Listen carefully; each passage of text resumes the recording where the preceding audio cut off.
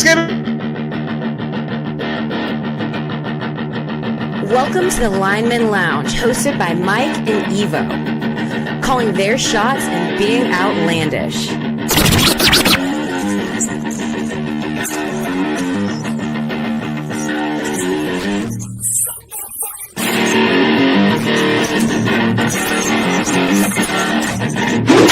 Breaking news from Lineman Lounge. My fantasy football team just took a huge fucking hit. And that also makes it even more likely that the Raiders are going to beat the Ravens on Monday night. Le'Veon Bell is about to be your starter. Latavius Murray is going to go there as well. Jesus, fuck my ass. Get ready for the thickest podcast in the game. Coming to you from Hangar 6, where sleeves are optional. Strap in. The show starts right now. Come on, Stan, bitches. Surprise show, 99.5. Let's go. Happy Thanksgiving, everybody. I'm fucking pumped to be here. We weren't sure if we were going to do this. You kind of came up with it last night, and I love the idea. We have not put out our picks. Normally, everybody gets our picks on Thursday night via socials. Well, we're both off. We're both got the free time, so we're going to fucking hop on here, give the people what they want, give them their picks for today. I think I'm going to probably do a little Thanksgiving Day parlay myself. But, man, I'm ready to go. I got a beer. I've had a cup of coffee. Had some delicious breakfast already. My morning is going great. I'm no longer stuck watching the Macy's Day Parade, the Thanksgiving Day Parade. So let's fucking do this. How you doing, man? I'm doing good, man. I'm just having my cup of coffee here. Gonna knock out this lounge with the picks and whatnot. And I think a parlay sounds like a pretty good idea too. So I might get myself in on a little Thanksgiving Day parlay as well. But definitely ready for the rest of the day. We're ready to watch some football, and then got a whole bunch of food to cook that we got, prepped and everything last night. So smoking a ham, love the ham, because I don't hate turkey. I hate Thanksgiving turkey because it ends up usually being dry, and whoever's cooking it, can fuck it up. So I'm a big Thanksgiving guy. I love Thanksgiving. I fucking love turkey. Like, it's one of my favorite meals. Maybe I've just been lucky that I've never really had too many occasions. Now, when I go to other people's houses, turkey kind of sucks sometimes. I've had some shitty turkey, but we've always done a pretty good job here in the Carlisle household. Shout out Mama Carlisle. Happy Thanksgiving as well. That it hasn't ever really sucked. It's never super dry, but we're basting that bitch like every fucking 15 minutes. Yeah, it's I always call it a shitbird because it's like, the chicken is like the perfect size to keep the moisture and everything in it and add a whole bunch of flavor. But when you get that much fucking meat, you got to brine it, or you got to, inject it with all sorts of shit a lot of times in order to keep it good. I will spatchcock a turkey and smoke it on the smoker from there, and it turns out pretty damn good. But in general, I just find the ease of a ham and the sandwiches and stuff that you can make afterwards and everything is so fucking good. But I love all the sides and all that stuff too. I like all the little finger food and different things like that you get to make. It's great. And maybe not, maybe I'm wrong, but maybe you like turkey so much because you're so fucking drunk by the time the turkey's ready that everything tastes fucking good. That is entirely possible. There are days where that has happened, no doubt. Not today though. Definitely not today. I'm gonna, have just a couple of beers. It's already 11 o'clock here. I definitely want to eat. If I drink too much, I'm not gonna want to eat. And Thanksgiving is one of my favorite meals, so definitely not gonna miss out on that. But all right, cool. Well, we wanted to come to you guys today to make sure that we got these picks out. We got 3 games today, our traditional Thanksgiving games. Part of the reason why Thanksgiving is the best holiday. The food is amazing, and you get a fucking full slate of games all day. It never stops. The eating, the drinking, the fucking football. Thanksgiving is my favorite holiday. If you have family members, from afar that you're normally not used to having around, and they might be annoying you a little bit, Uncle Ron or whoever just keeps on talking about some weird shit from back in the day, you can be like Uncle Bob. Uncle Bob is always that guy. I had to say Ron because I don't have a Ron in my family. But if you want to just sit there and watch some football and drone everyone else out while you have a couple drinks and some good food, you get to do that. And hopefully, if you're already started this morning, I know it's only 9 a.m. here in Arizona, but elsewhere around the country, if you're watching, you can throw us on before the games get on and enjoy a couple brewskis or whatever and watch the show, get some picks in. Before we start off with the games, though, I want to make sure to bring up that yesterday the guy to my side here had a pretty damn big achievement. He was on ESPN as a commentator for some collegiate sports. You want to get into that, Mike? Yeah. I've been very, very lucky since we've gotten out to Ohio. Was able to go and be an announcer for a color commentator for the Cleveland State women's basketball team. It's a position that I'm very grateful to be in. I'm very lucky to have that kind of opportunity, that exposure. Looking very dapper, I might say. Well, I mean, I wasn't sure how I was going to do. I was a little worried that an F-bomb might come out of my mouth. Anybody who watches this show knows that I typically do not refrain from the profanities. So I figured I should at least look the part, even if I don't sound quite like the part. All in all, I think it was a pretty good evening. I mean, I was happy with my performance. There's some things I want to continue to work on to get better there, but I'm going to be doing it all year. I'm going to be doing the color commentary again on Saturday, and we'll just keep going from there. And hopefully I'll learn a little bit more about this group of young ladies who are pretty damn good at basketball. I was going to say, let me interview you here in this. So for your first time doing this, how much did you really know specifically about this Cleveland State women's team, and your amount of knowledge, was that making it more or less difficult for you to be able to commentate on this game? So my knowledge of the team itself was it was kind of minimal. I know that they're really big playing good defense. I know a couple of players that, they're kind of prime time players. Destiny Leo is a fucking sharpshooting stud. Was runner up for Studette. Yeah. Was runner up for Miss Ohio basketball before she went over to Cleveland State. She went to Cleveland State because she wanted to stay close to home. I think she had opportunities to go elsewhere. So I knew a little bit. The more my knowledge grows, though, the more I will become comfortable. I'll be able to, use their names and kind of some of the things that they are known for on the court, and I think it will just get better. I had a small knowledge. I wasn't completely in the dark, but there's room for improvement there for sure. All right, cool. And then as far as like being able to talk about stats and stuff during the game, when I was listening, I heard you saying some of the actual real-time stats of what was going on. This person's had X amount of rebounds and so on and so forth. Is that information that's being fed to you, or are you expected to, like, on the sidelines there, kind of be like taking notes and stuff like that?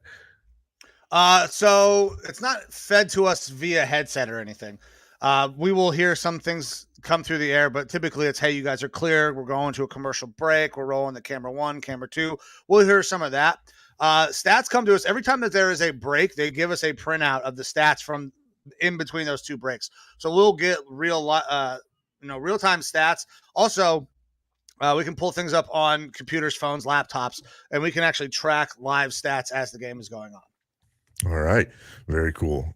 All right. Well, congratulations to you, Mike. That's a super awesome achievement. I mean, it's been less than a year since you departed our little local area here in Southern Arizona and doing unmanned aircraft instruction. And you've just kind of dove right into the sports world and that collegiate world, which is pretty awesome to see the different leaps and bounds that you've already made and the opportunities that you've been given. So that's really awesome. Also, you got that big ass check recently. I did get a big ass check.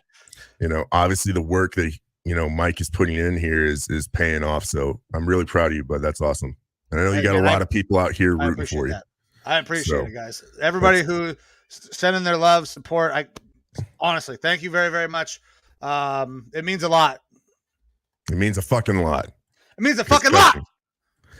All right. Well, with that, we're going to try to keep this relatively short today so that everyone can get back into their rest of their festivities. So we can get kicked off into the games here for our 3 NFL games today, if you want to, Mike. Hell yeah. Let's do this. We have no outdoor games today, right? It's all dome? All indoors. Yes. Okay. Minneapolis, Detroit, and in Arlington, Texas. So we'll start off with our first one. We got the Bills and the Lions played at Ford Field there in Detroit. Bills playing their second week in a row because obviously they couldn't play in Buffalo last week. So is that an advantage or not? I don't know if it really matters. The line right now is Buffalo minus 9.5, over under of 54.5. This is a game where it seems pretty heavily leaning towards the Buffalo, but Detroit has won several in a row here. So 2 straight for the Lions. The Bills did not bury the Browns in the fashion that I expected them to last week. 3 straight. 3 straight wins for the Lions. Packers, so they're heating up. Bears, and Giants. I gotta find the stat because I'm pretty sure this is gonna. It doesn't necessarily matter, but I'm fairly certain that they have not won on Thanksgiving Day in quite some time. They perpetually get their asses beat on Thanksgiving Day. So I'm not sure about the wins or losses, but I can tell you I do have some stats regarding the spread for the Bill or for the Lions. Excuse me, I'm getting these guys messed up. So the Lions, they've actually covered 13 of their last 19 games in general. But on Thanksgiving Day, they've covered 7 of their last 10 games. League-wide home underdogs of more than 8 points have covered 9 straight games. Again, this is a 9.5 point spread in Buffalo's favor right now. So everything is kind of leaning towards the Bills probably should win this game. However, the Lions could keep it relatively close and actually beat that spread. So we got Mama Carlisle on here saying Lions plus the points for her. What are you thinking, Mike? I'm backing up Mama Carlisle here, I think. So the Lions right now, they have lost 5 straight Thanksgiving Day games. The last time they won a Thanksgiving Day game was against your Vikings in 2016. So quite some time ago. They're not going to beat the Bills. I don't think that they're good enough to beat the Bills, but we are starting to see this team build and grow. What we were expecting for quite some time, they're actually starting to trend in that direction. Jamal Williams is a very good complement to DeAndre Swift. I know DeAndre Swift fantasy owners are fucking furious that Jamal Williams went off last week for 3 TDs. He's their goal line guy, man. Like if they want to punch it in, he's the guy to give it to in the red zone. So that's definitely they have a chance to keep it close. I mean, I don't foresee a blowout. Could it possibly happen? Yeah. I mean, when we're talking about the Bills, one of the best teams in football, and the Lions, who have not been one of the best teams in football and are just starting to kind of catch their stride and get better. I'm going to go Lions plus the 9.5 here. I could see this as a touchdown game, maybe 8-point game. So 9.5 sounds good to me. All right. Well, I'm looking at the injuries right here for the Bills. Mitch Morse is questionable. I'm not sure if he's going to play or not. But AJ Epinesa, defensive end, he's going to be doubtful. You have Tremaine Edmonds out at linebacker and Gregory Rousseau out again at defensive end. Possibly a couple other defensive backs like Kyrie Elam might be out again. So that does play in for the Bills. If they have a weakness, it's when Josh Allen likes to throw picks and when their defense doesn't play up to par. And we've seen this Lions team be able to put up a lot of points. And like you said, they are starting to gel a little bit better. I do think that, the Bills went out last week. They got a win versus your Browns, but the game was way closer than I expected it to be for a lot of the game. Jacoby looked good. We were able to move the ball pretty well, especially at the start of the game. We got a little stagnant. They did a really good job of shutting down Nick Chubb. So do they have the possibility of stopping the run? Yes. If they are able to stop the run, I think they kill the Lions. But I feel like the Lions have a chance to make this a fun day, and everybody's really starting to rally around Dan Campbell. Yeah, and I kind of am in agreement. I think the Lions could keep this one close. 9.5 points is a lot. It's that Lions defense. Excuse me. Shut the fuck up. I was waiting for you to say penis. Hannah has been really hating that lately because every time she sees it, I tell her to shut the fuck up. So I'm going the complete opposite of being nice. I do think that the Lions. Thank you, Mama Carlisle. Mama Carlisle just coming in strong today. I do think the Lions could keep it close. 9.5 points is quite a bit. I'm going to just take the safe play here because we don't know what's going to happen with the Lions on a short week and in prime time. I'll go Bills money line. I was like, oh, let's go. This is a big one. Bills money line for me. That's a safe bet here. Bills should win this game. Hopefully the Lions keep it close because we want to have good games today. Yeah. Keep it interesting all throughout the day. All right, moving on to our next game. We have the Giants and the Cowboys. This is a divisional game being played down in Texas. The Cowboys coming off a pretty resounding win last week. Don't want to talk about that too much. But the line is the line has actually moved earlier on in the week. It was Dallas minus around 8.5. That's moved now to Dallas minus 10. And I think that is because you have couple more injuries for the Giants and their receiving core. Basically, Darius Slayton is going to be their guy now as the number one receiver out there. Well, Kenny Galladay caught a pass. I don't know if you heard. Yeah. We actually, I made sure to post that on the line that the fans went nuts because he actually caught a pass. So pretty crazy for him. But over under of 45.5 in this game. I do think the Cowboys are a good team. I do think the Giants are a good team. I think that the Giants' record is a little bit better than how good they are. But this one could be another close game because I've been saying this week in and week out, divisional games tend to stay pretty close. After putting up that many points last week, I think the Cowboys might be a little bit tired. At least I'm hoping.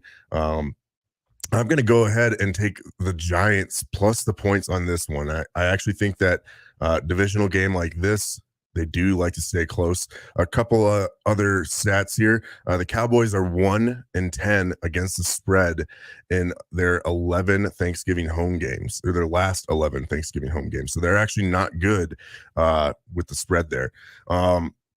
Daniel Jones, he's 13-5 against the spread as a road dog in his entire career. So this actually is playing out well for the Giants to be able to cover that spread. 10 points is a lot. When it moved to when it was at 8.5 or so, I was still on the Giants plus the points, but now with it being, Giants plus 10 points, I'm about that. So gonna go ahead and take Giants plus the points on this one for me. All right, and I'm taking Giants plus the points as well. Cowboys have also not been good on Thanksgiving Day games. They have lost 3 straight. 2 of them were not even fucking close.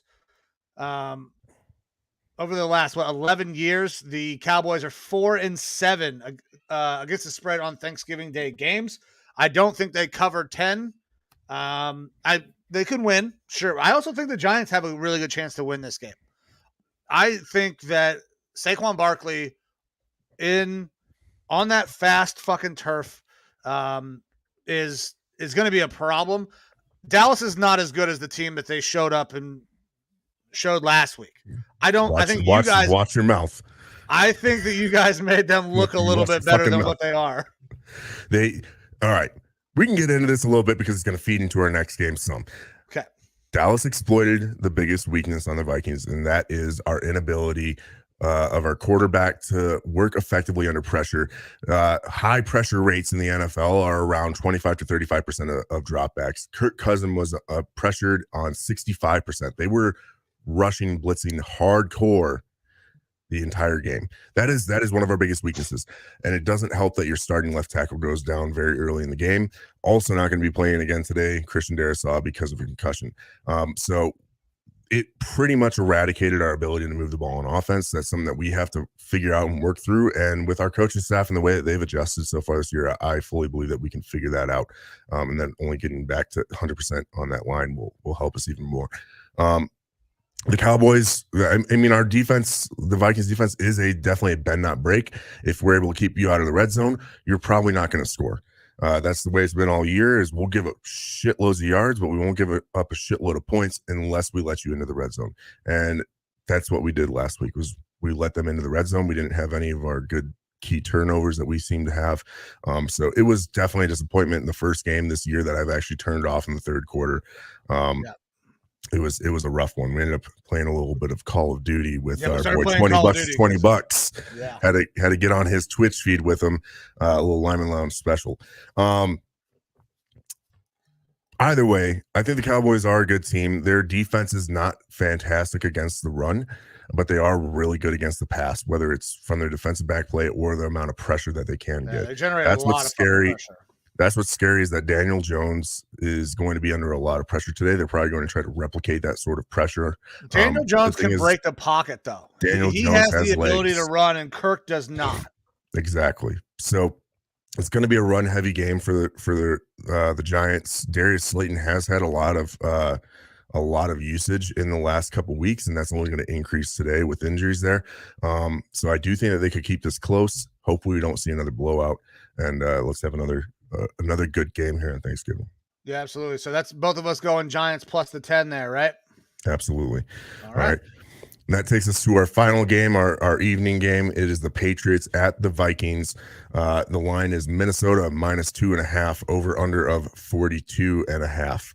All right. So for this one, Belichick on short weeks is 13-1-1 against the spread in since 2016. I can't talk today. My throat hurts. Also, this is the one that hurts for me. Kirk Cousins is 11-17 against the spread in his career in primetime games. Everyone knows noon Kirk is fucking phenomenal. Primetime Kirk, not so good. And obviously, midday games, not so good as well. Yeah. Not as bad as primetime, but not so good. The difference here for me is that I think that we match up very well versus this Patriots team. They don't have a whole lot of passing offense. They are able to run the ball with Ramondre Stevenson pretty well, and will give up some rushing yards to Ramondre Stevenson. But I think that we're going to be able to get good pressure on Mac Jones, or if Scott or Bailey Zappi has to go in. I think that we can get some good pressure on him. And then on defense, we have a lot less to defend against compared to a lot of other teams. They don't have a huge passing game. They don't have a lot of big receivers. So I think that we'll actually be able to not necessarily work over the Patriots, because Bill Belichick always is able to figure something out. The scariest thing for this Patriots team for me is that Judon has been phenomenal this year as far as been really good getting after it.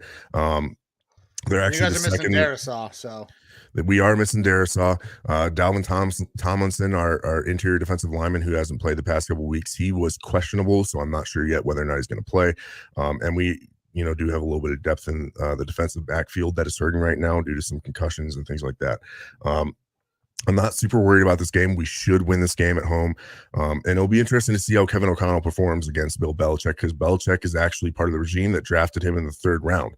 So he has a lot of respect for Belichick. He knows Belichick a little bit. So hopefully that will allow him to game plan a little bit better.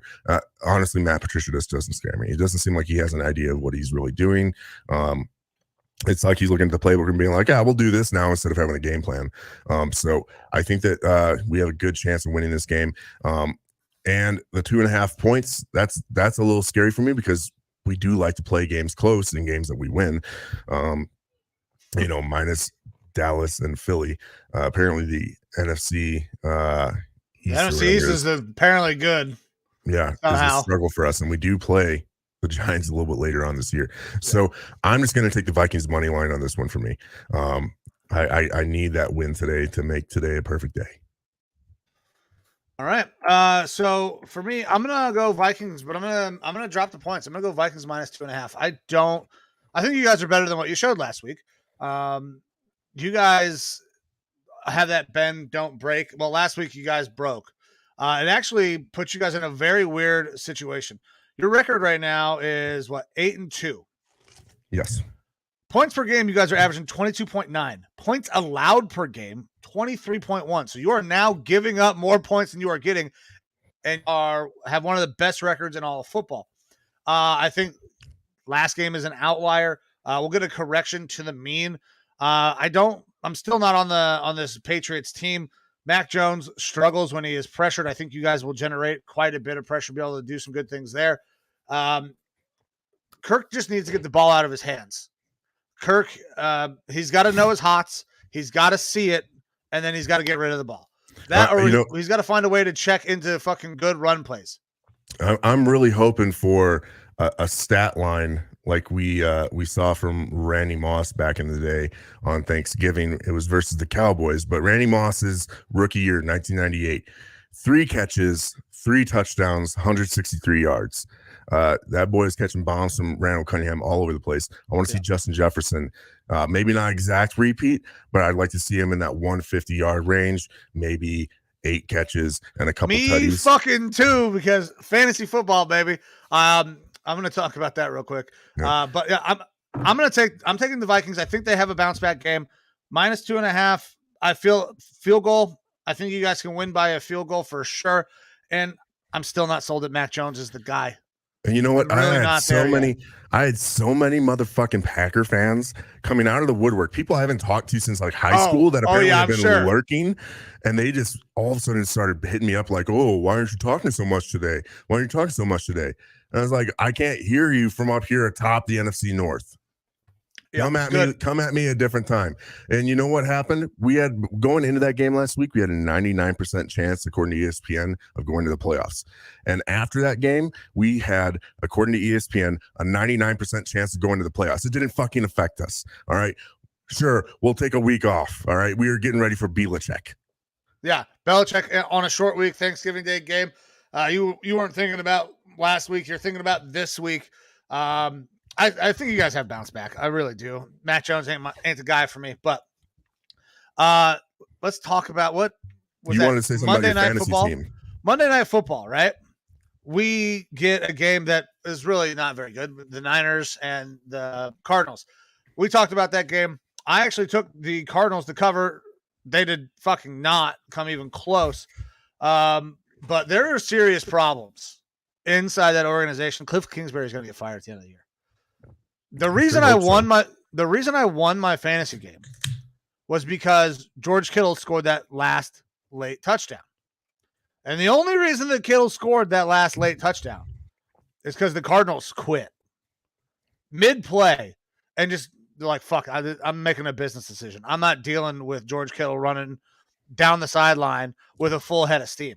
There's a picture of that out there with like 6 defenders in sight in front of him while he's basically pressed against the sideline. And he still scored. And said George Kittle scored on this play. Yeah, you didn't even have to tackle him. You just have to force him out. Didn't fucking happen. They quit on Cliff Kingsbury.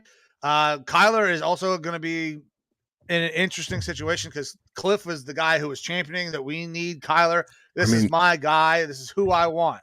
Do you think Colt McCoy almost looks a little better? Yeah, I do. I mean, Colt is a professional. I'm not willing to say it yet, but if we see one more week of Colt out there and he looks to the way that he's looking, I'm almost thinking it's a situation like down in New Orleans where you got a guy like Jameis out there who you're expecting to be the starter, but Dalton goes in and just never gives it up. Yeah. Not that, I don't think it's a little Colt's different situation between Kyler and Jameis, I think, because we know exactly for sure what Jameis is. I think the book is still out on Kyler, though. I think people think he's really talented, but people also really don't like his game. I think that in a different offense, he could be better. Yeah, I think there's a chance that we could see Cliff gone for sure. They will bring in another coach. We'll see if there can be a happy marriage between Kyler and that new coach. I could see this being it's not quite the similar situation because there's not multiple allegations of sexual misconduct, but we could see somebody getting moved for a lot of picks with a big contract in Kyler Murray here in the near future if he does not start to perform. Like, it's obviously he's not playing right now, but that entire organization is in shambles. If you are a Cardinals fan, you have to see that the players quit in the middle of the game. I'm glad they did because that's how I beat Kohler in fucking fantasy, and I moved one game out of first place in my division. But it's bad. It's really fucking bad right now. Yeah, I think Kingsbury has to go. I've kind of been championing that for a little while, and then when we really push hard for it, he gets a win. So we'll see. But with that kind of wraps up today's games. Anything else that you want to talk about?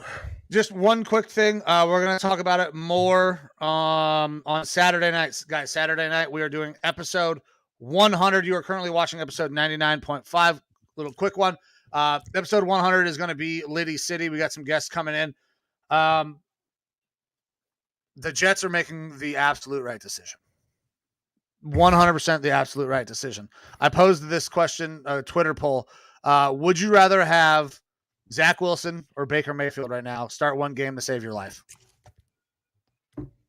Who you taking? Oh, it's Baker for me. Yeah. Baker for me too, and I don't think there were many people that were saying that, especially people who are Browns fans. We're not going to ever take Baker, but we're going to talk about that more on Saturday because that situation, it needed to happen. It's about time that it happened. Now, is that Twitter poll still open? I don't know if it is still open. Let me see. I'm going to say, if it's still open and you're watching the show now, go ahead and check out the Lineman Lounge Twitter, and you can see the results, or you can actually participate if it's still open. Let's see here. 3 hours and 9 minutes left. So if you guys want to go and hit up the Twitter poll, there's 3 hours, 9 minutes left. Tell us what you think. Right now, Baker is in a resounding lead as the guy that they'd rather have start. Very cool. All right. Anything else, Mike? I don't think so, man. Let's get out of here. Let's enjoy the day. One last thing. Yeah. On Thanksgiving, what are you thankful for? I'm thankful for my family. Obviously, we made a massive change in our lives, leaving a good-paying job in Arizona, moving all the way across the country. I currently have 6 people living in a 2-bedroom apartment until our house is built. My wife has been an absolute rock for me and this family, and it's one of the best decisions I've made.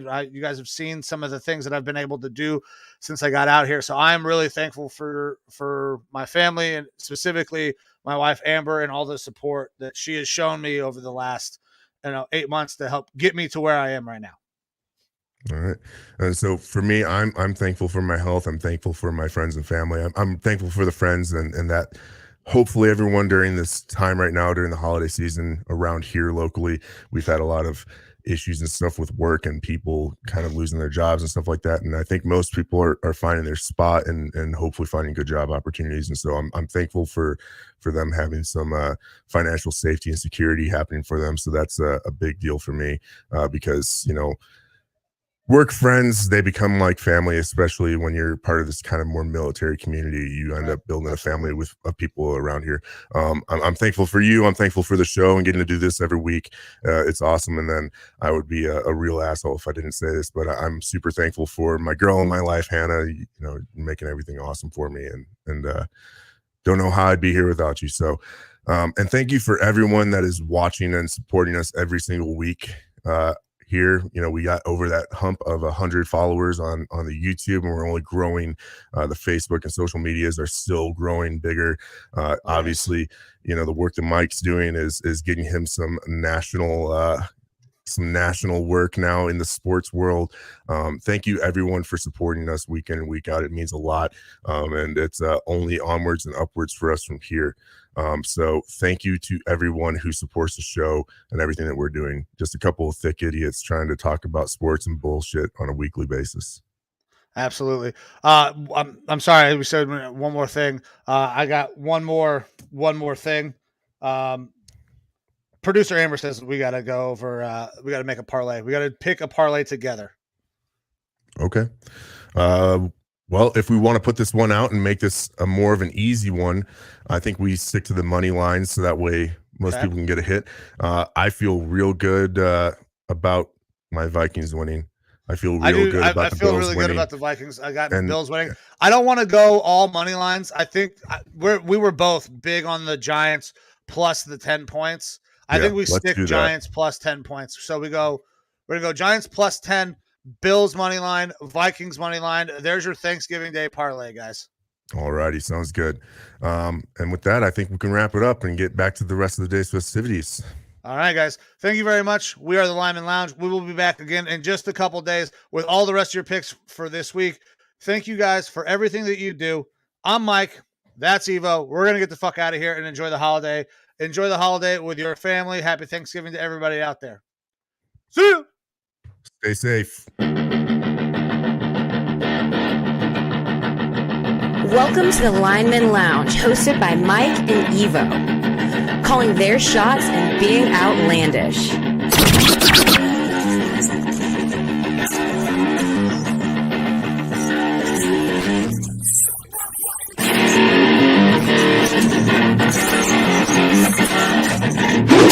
Breaking news from Lineman Lounge. My fantasy football team just took a huge fucking hit. And that also makes it even more likely that the Raiders are going to beat the Ravens on Monday night. Le'Veon Bell is about to be your starter. Latavius Murray is going to go there as well. Jesus, fuck my ass. Get ready for the thickest podcast in the game. Coming to you from Hangar 6, where sleeves